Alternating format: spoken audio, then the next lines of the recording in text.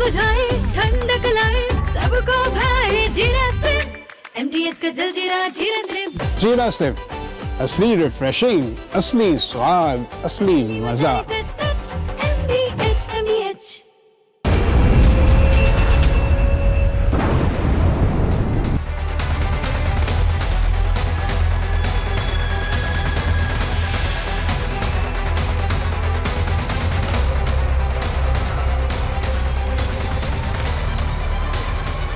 नमस्कार, मेरा नाम है विवेक श्रीवास्तव और आज आप देख रहे हैं महायुद्ध की अपडेट मेरे साथ रिपब्लिक भारत पर। मंच पर ललकार बड़ी आसान होती है, लेकिन जब मोर्चे पर हालात बदलते हैं तो सियासत के तेवर भी बदल जाते हैं।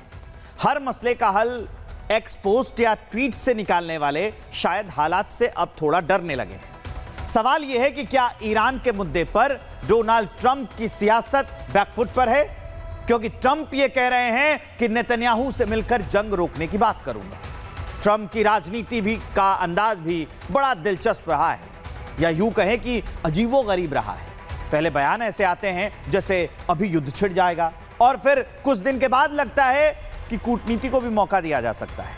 खैर, दुनिया ये भी देख रही है कि कुछ नेता जंग को भी इवेंट बना देते हैं, जैसे शोर हो फिर शो हो, और जब हालात कठिन हो जाए तो रणनीति का नया एपिसोड शुरू कर दो।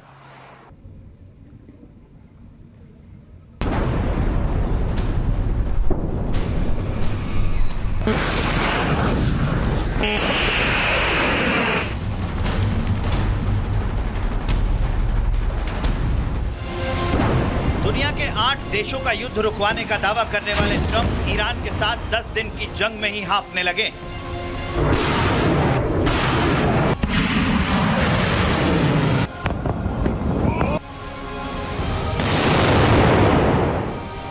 तथाकथित सुपर पावर का अहंकार, घमंड और वहम 10 दिन में टूट गया है।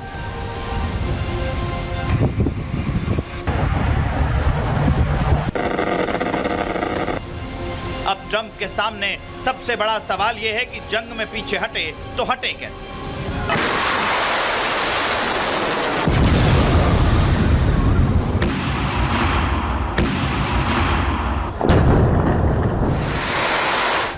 साल 2024 में प्रेसिडेंशियल इलेक्शन में चुनाव प्रचार के दौरान ट्रंप ने बड़े बड़े दावे किए थे। ट्रंप ने यहां तक कह दिया था कि अगर वो चुनाव नहीं जीते तो इजराइल 1-2 साल में ही खत्म हो जाएगा। सुनिए जरा। And if I don't win this election, Israel is doomed. Israel is doomed. That's a tough statement. Israel will be gone.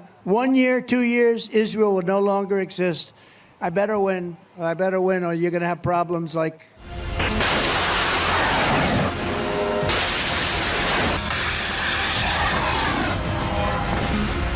डेढ़ साल पहले तक ट्रंप ईरान से इजराइल को बचाने का दम्भ भरते थे, लेकिन ईरान के साथ 10 दिन की जंग में अमेरिका के ताकतवर होने का गुमान दूर हो गया है। अब जान बचानी मुश्किल पड़ रही है, इसलिए ट्रंप कह रहे हैं जंग रोकने के लिए मैं नेतन्याहू से सलाह करूंगा। जंग रोकने का फैसला एक तरफा नहीं होगा, लेकिन आखिरी फैसला मैं ही करूंगा।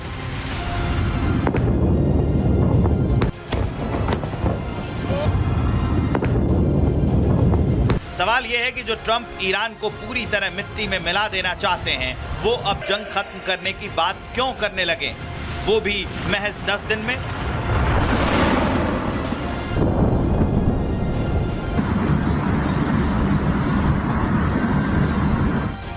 आखिर ट्रंप को बैकफुट पर क्यों आना पड़ा? दरअसल ग्लोबल बिरादरी शुरू से ही ईरान पर हमलों की निंदा कर रही है। स्पेन ने हमलों को अन्यायपूर्ण बताया था। फ्रांस ने जंग की निंदा करते हुए इंटरनेशनल कानूनों की दुहाई दी थी। ब्रिटेन ने तो उनके देश में मौजूद अमेरिकी अड्डों का इस्तेमाल तक नहीं करने दिया। भारत भी शांति और संवाद पर जोर दे रहा है। एक सर्वे में ये तक दावा किया गया है कि अमेरिका के 50% लोग भी ईरान पर अमेरिकी हमलों का विरोध कर रहे हैं।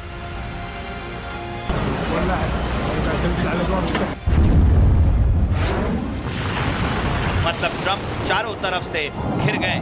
ट्रंप पर जबरदस्त ग्लोबल प्रेशर है। यही कारण है ट्रंप अब जंग रोकने की बात करने लगे। 10 दिन में ट्रंप के घुटने लड़खड़ाने लगे।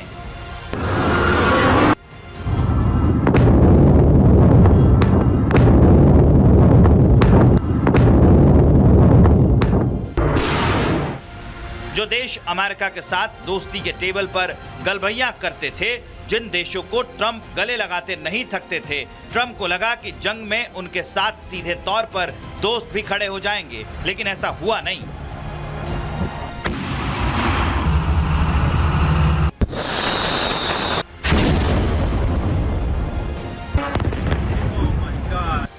अमेरिका के हथियार जंग में खाक हो रहे हैं और ट्रंप के दोस्त उन्हें निंदा की घुट्टी पिला रहे हैं। पिछले 10 दिन में करीब 10 अमेरिकी सैनिक मारे जा चुके हैं। जंग में अब तक $6 बिलियन से $10 बिलियन तक फूके जा चुके हैं। 2 एयरक्राफ्ट कैरियर ग्रुप और 200 से ज्यादा विमानों के संचालन का खर्च भी लगभग $60 मिलियन आ रहा है।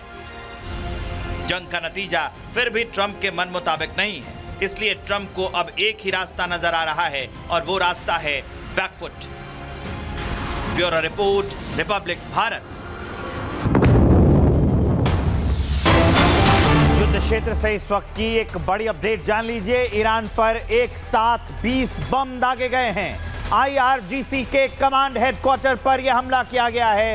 एडमिनिस्ट्रेटिव कॉम्प्लेक्स को निशाना बनाया गया है। तेहरान में मॉन्टेजरी कैंप पर अटैक किया गया है और उसी की तस्वीरें हम आपको दिखा रहे हैं। ये अटैक की तस्वीरें हैं। मॉन्टेजरी कैंप पर यह अटैक किया गया है और पूरा इलाका धुआं। ये अटैक की तस्वीर बेहद अहम है, बेहद भयावह है और ये दिखाती है कि ये युद्ध किस ओर जा रहा है। तेहरान में जो अटैक हुआ है, हम उसी की तस्वीर आपको दिखा रहे हैं।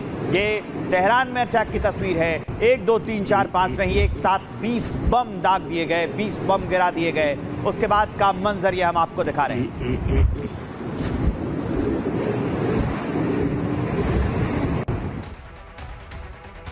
जंग चल रही है, बयान आ रहे हैं, डर और दहशत का माहौल भी है, लेकिन इन सब के बीच मिडिल ईस्ट की सियासत में एक नया इम्तिहान शुरू हो चुका है। अयातुल्लाह अली खामनेई के बेटे मुज्तबा खामनेई को नया सुप्रीम लीडर चुन लिया गया है। दुनिया देख रही है और सोच रही है कि क्या मुज्तबा इस विरासत को संभाल पाएंगे, क्योंकि सवाल सिर्फ सत्ता का नहीं है, सवाल है ईरान की सुरक्षा का। सवाल उस युद्ध में खुद को बचाने के साथ साथ पलटवार करने का भी है, जिस जंग में ईरान के सामने इजराइल और अमेरिका जैसे देश खड़े हैं। किसी महान संत ने कहा है कि सत्ता की असली परीक्षा तभी होती है जब दुश्मनों से भरा हुआ मुल्क हो और आप अपनी सत्ता स्थापित करने के साथ साथ राष्ट्र रक्षा भी करें।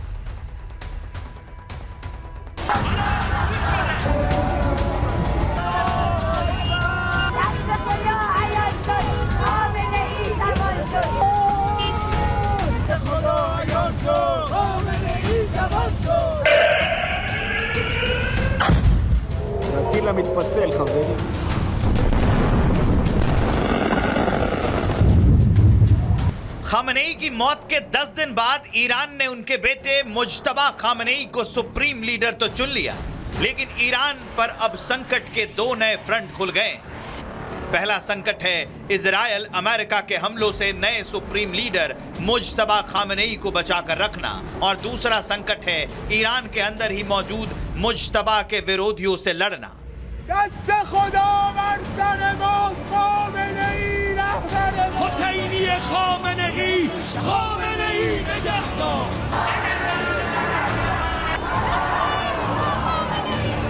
मुज्तबा खामनेई 56 साल के मुज्तबा खामनेई को देश के सर्वोच्च पद पर 88 सदस्यों की असेंबली ऑफ एक्सपर्ट्स ने नियुक्त किया है। सुप्रीम लीडर की ताजपोशी पर अमेरिकी राष्ट्रपति डोनाल्ड ट्रंप भड़के हुए हैं, क्योंकि ट्रंप ने कहा था कि ईरान उनके बिना सुप्रीम लीडर न चुने। ट्रंप ने यहां तक कहा था कि सुप्रीम लीडर जो भी होगा वो ज्यादा दिन नहीं टिकेगा, इसलिए अब पूरी दुनिया की नजर ट्रंप के अगले कदम पर है। दरअसल ट्रंप चाहते थे कि ईरान में उनके मन मुताबिक लीडरशिप का चयन हो। हमले के बाद ही ट्रंप ने ईरानी लोगों को खामनेई शासन से निजात दिलाने की बात कही थी, लेकिन ईरान ने ट्रंप की धमकियों की परवाह नहीं की। ईरान में खामनेई शासन 2.0 की शुरुआत हो गई।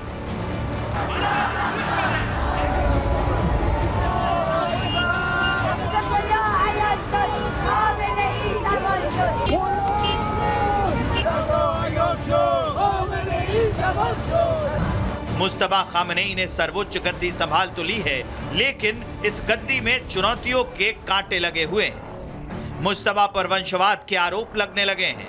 दरअसल ईरान की 1979 की क्रांति राजशाही के खिलाफ हुई थी। इतिहास में पहली बार ईरान की सत्ता पिता से पुत्र पर ट्रांसफर हुई है। ईरान की जनता आर्थिक तंगी, महंगाई और पाबंदियों को लेकर पहले से ही खामनेई के खिलाफ सड़कों पर थी। अब मुज्तबा का सुप्रीम लीडर बनना आग में घी की तरह काम कर सकता है। मुज्तबा को IRGC का करीबी माना जाता है, लेकिन मुज्तबा के सामने ईरान के कट्टरपंथियों और सेना के बीच तालमेल बिठाने की चुनौती है।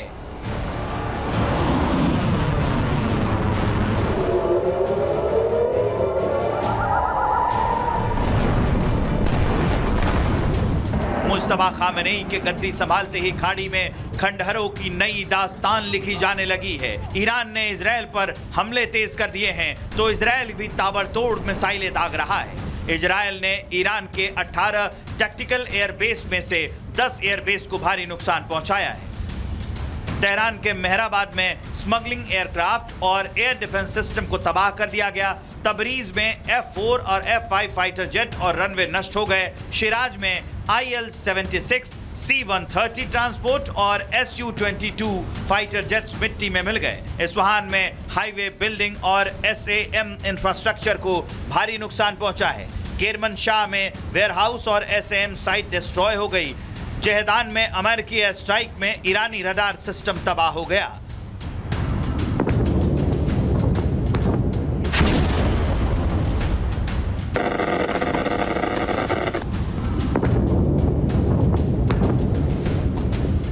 ईरान में सत्ता परिवर्तन के साथ साथ तबाही का तांडव जारी है। सवाल यह है कि क्या अमेरिका और इजराइल मिलकर ईरान के नए सुप्रीम लीडर को भी मौत की नींद सुला देंगे?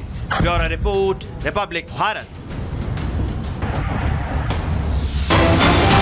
क्षेत्र से एक और बड़ी अपडेट है। ईरान के मिनाब स्कूल हमले पर यह बड़ा खुलासा है। अमेरिका ने दागी थी टॉमहॉक मिसाइल। अमेरिकी मीडिया ने दावा किया है हमले में करीब 150 लोगों की मौत हुई थी।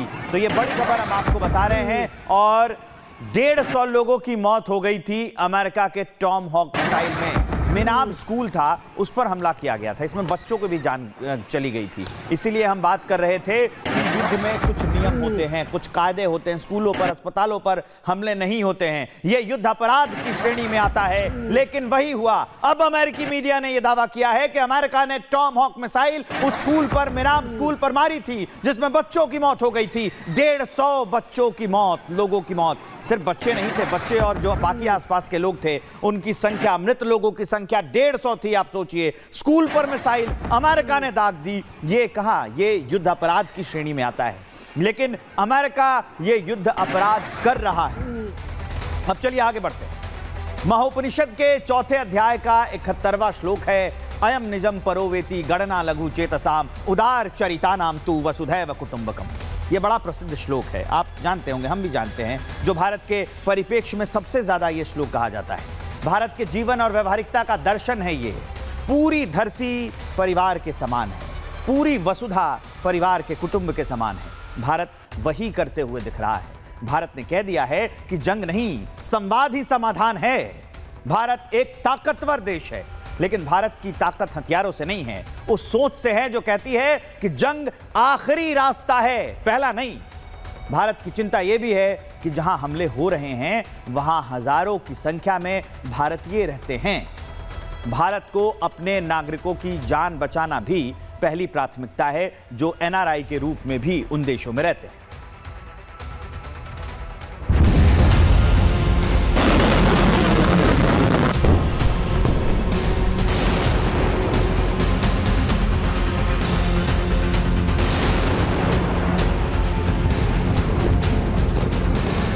यह युद्ध का युग नहीं है। संवाद से समाधान और स्थिरता की बहाली, ये मानवता की पुकार है। अब से 4 साल पहले यानी 2022 में ही भारत ने युद्ध को लेकर अपनी नीति साफ कर दी थी। जंग रूस यूक्रेन की हो या फिर ईरान इजराइल की, भारत शांति और संवाद का पक्षधर रहा है।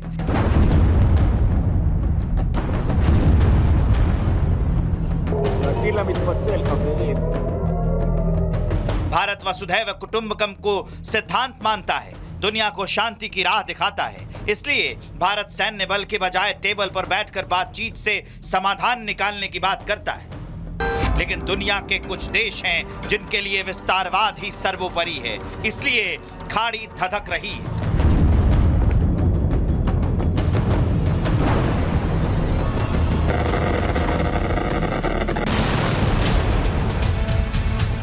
मिडिल ईस्ट में तबाही मचाकर अमेरिका ने सिर्फ अरब देशों के नागरिकों को मुश्किल में नहीं डाला है, बल्कि वहां रह रहे भारतीय नागरिकों को भी युद्ध की विभीषिका झेलने पर मजबूर कर दिया है। भारत जंगी हालातों की मॉनिटरिंग कर रहा है, नागरिकों को जंग के मैदान से निकाला जा रहा है। The conflict has spread to other nations with mounting destruction and deaths. I'm confident, sir, that the entire House joins me in expressing our sorrow at the loss of life. There are almost 1 crore Indian citizens who live and work in the Gulf nations. In Iran too, there are a few thousand Indians who are there for study and employment. The Gulf is also a major trade partner. Middle east में करीब 1 करोड़ भारतीय नागरिक रहते हैं, जिसमें सबसे ज्यादा करीब 39 लाख भारतीय नागरिक यूएई में रहते हैं। 27 लाख भारतीय नागरिकों का ठिकाना सऊदी अरब है। कुवैत में भी 11 लाख से ज्यादा भारतीय नागरिक रह रहे हैं। ओमान में 13 लाख, कतर में 8 लाख और बहरीन में भी 3 लाख भारतीय नागरिक पढ़ाई या फिर नौकरी के सिलसिले में रह रहे हैं। मैं रियली एयर इंडिया को बहुत ही मैं ग्रेटफुल हूँ कि उन लोगों ने इतना अच्छा हम लोग को सपोर्ट किया और जैसे तैसे हम लोग को लेके आए वहाँ से। दुबई में अभी माहौल तो काफ़ी गंभीर है अभी भी, क्योंकि सवेरे काफ़ी आवाज़ें आ रही है, अभी भी ड्रोन शूट हो रहे हैं, काफ़ी लोग डरे हुए हैं। एंड जिसको जल्दी है, इमरजेंसी है, वो वाया मस्कत या दूसरे कंट्री के थ्रू रूट लेके निकल रहे हैं। एयर स्पेस बंद होने की वजह से एक एंग्जाइटी और डर का माहौल टूरिस्ट के अंदर है। हमने डिसीजन लिया बाय रोड ओमान जाके फ्लाइट लेके आने का, तो हमने मस्कत से फ्लाइट ली थी, अब मुंबई एयरपोर्ट पे लैंड किया है। विदेश मंत्री एस जयशंकर ने यह साफ कर दिया है कि ऊर्जा और संघर्ष में घिरे इलाकों में रहने वाले भारतीयों की सुरक्षा के लिए सरकार प्रतिबद्ध है। Government has maintained close contact with relevant countries. In each case, we received assurances that the well-being of the Indian community will be the priority for the host government.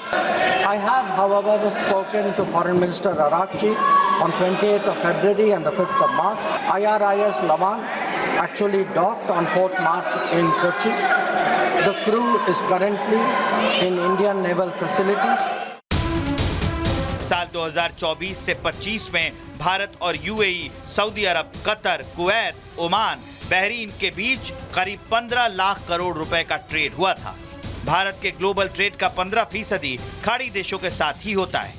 तेल गैस के करीब 45% पूर्ति इन्हीं देशों से की जाती है, इसलिए खाड़ी के हालात सामान्य होने जरूरी है।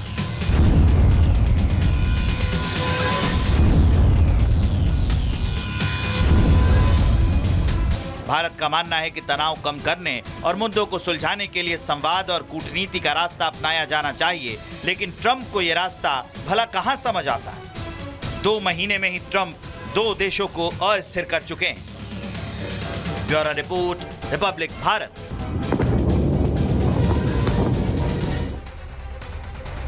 दुनिया की सियासत में एक सच बार बार सामने आता है कि जब स्वार्थ मनुज पर छाता है तो हर रिश्ता, हर नैतिकता और हर नियम पीछे छूट जाता है। चाइना भी यही कर रहा है। वो सब कुछ छोड़कर अब पाकिस्तान और अफगानिस्तान की वॉर सुलझा रहा है ताकि पाकिस्तान से वो अपना फायदा निकाल सके, अपना फायदा पहुंचा सके।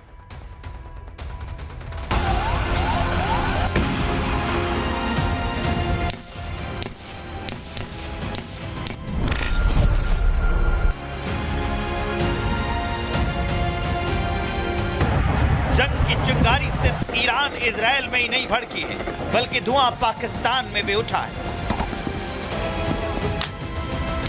तहरीक तालिबान पाकिस्तान ने मुनीर की कायर फौज पर विध्वंसक फायर खोल दिया है। खैबर पख्तूनख्वा से पाकिस्तान की सेना को टीटीपी ने खदेड़ दिया है। ऑपरेशन खैबर के तहत पिछले 48 घंटे में टीटीपी ने पाकिस्तानी सेना के 36 ठिकानों को दहलाया है। इन हमलों के बाद पाकिस्तान बिलबिला उठा है। दरअसल टीटीपी ने खैबर पख्तूनख्वा को आजाद कराने की कसम खा ली है।